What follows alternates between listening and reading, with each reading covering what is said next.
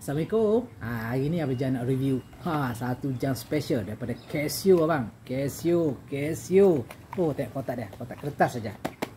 Paper box. Okey, kita buka. Kita keluarkan jam dia dulu. Ni jam dia. Kita letak kat tepi dulu. Kita tengok apa ada kat dalam. Okey, kita tengok. Oh, ada warranty sini. Ni warranty dia. Ini manual saja dia. Ini saja yang kita dapat daripada kotak jam. Ini saja yang kita dapat. Okey, kita terus pada jam. Okey, ini jam dia. Kita buka. Bismillahirrahmanirrahim. Wow, ush, dah cabut dah. Apa ni? Oh, dia tulis extra long strap. Oh, tali dia panjang. Okey, dia ada tagging dia.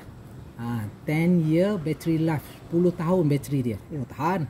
Ni dia punya code name dia, AE1500WHX. Okey, kita buka, kita tengok macam mana. Okay, kita buang dulu handtag dia. Okey, sabar, kita buka dulu. Okey, kita tengok permukaan dia. Wow. Okey, sekarang kita tengok ni. Diameter dia 51.4 dan panjang dia 54.4. Okey, dan tali dia memang panjang lah. Okey, dia panjang pak. Sebab jari Abang Jan ni, pergelangan jari Abang Jan ni 6.5 inci. Okey, kita tengok. Kita cuba pakai. Kejap. Okey. Wow, tali dia lembut bah. Bestnya. Tali dia lembut bah.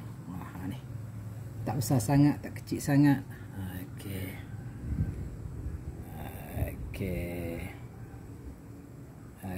Tengok. Kita tengok tali dia. Memang tali dia lembut bah. Wow. First time ni rasa tali Casio yang best ni. Tengok. Oh, dia ada lubang dia. Memang dia ni kita rasa tak berpeluh lah. Okey, belakang dia metal case bag. Okey. Ni. Even ni pun ada.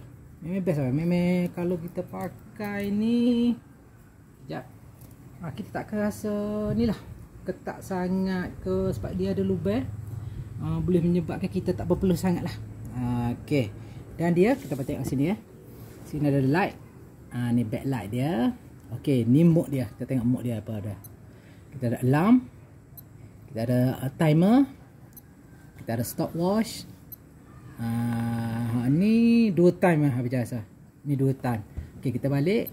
Dan ni masa untuk apa kita kata, masa untuk 24 jam. Okey, kita boleh tukar balik. Ni masa kira AM PM. Ni masa 24 jam.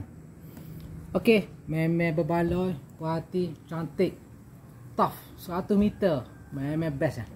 Jam perengah, memang puas hati. Harap boleh support lah Abang Jan punya review jam hari ni. Casio AE1500 WHX. Okey, sampai jumpa lagi. Assalamualaikum.